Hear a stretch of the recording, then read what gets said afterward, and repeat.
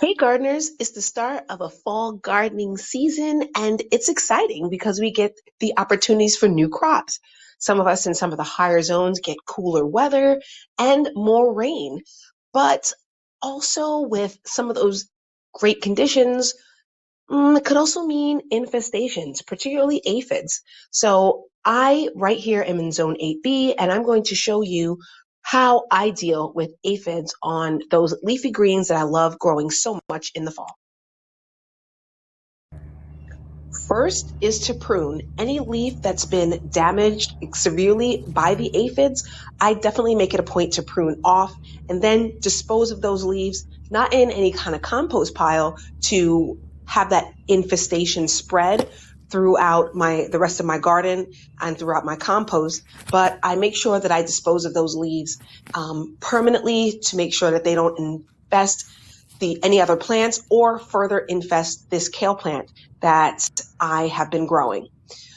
The next step is to rinse. I just take a really gentle spray of water and then rinse the back of the leaves for any aphids, any eggs, or any infestation that I may see on both the top and the underside of the leaves. I even look in the little crevices of the stalks and stems just to see if any small bugs may be hiding.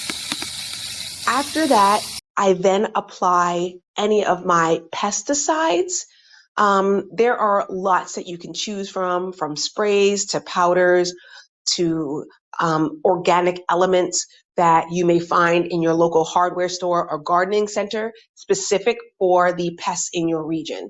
But I have used this fungicide, insecticide combination for organic gardening. The reason why is because sometimes wet leaves in cooler weather could lead to things like fungus and mildew buildup. So I like to use a little bit of insecticide that has a tiny bit of fungicide in it.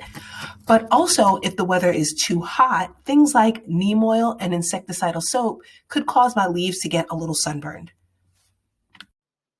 After pruning and rinsing, I like to go in with a good water soluble fertilizer. It's just because insects can stress the plant, heavy pruning can stress the plant. And I just want to make sure that I'm giving my plant a good shot of nutrients and a good chance at recovering from the infestation. So my favorite water soluble fertilizer is this fish emulsion. It's organic, it's natural, and it's very quickly absorbed. And I've been getting pretty good results from it.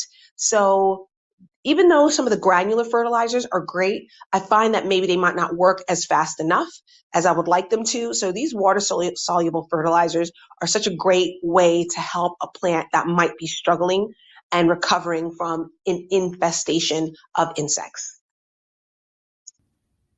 Another way to control aphids is to control the ants. I like to build these ant traps out of 20 mule team borax and a can of Coke. It just creates a trap. The ants are lured by the sugar of the soda, and then the 20 mule team borax will control the ant infestation. Because aphids and ants have a symbiotic relationship that sometimes if you can control the ants, you can control the aphids. Another pest control tip that I like to use is I like to get some responsibly sourced ladybugs. I like to choose a retailer that has ladybugs that are native to my area as opposed to any kind of foreign hybrids.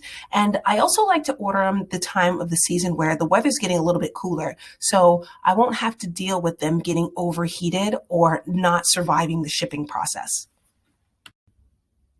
And it's important to remember whenever you're dealing with aphids or any kind of pest infestation that you may want to wait a week or so before you do any of your transplants. You might have some transplants that are good and ready to go out into your garden beds, but you want to make sure that that infestation is a little bit under control, simply because you don't want to expose your vulnerable plants to that type of pest pressure. I hope that you found these tips helpful, and good luck with your fall garden season. Thank you for joining me in my urban garden, and remember, there's always room to grow.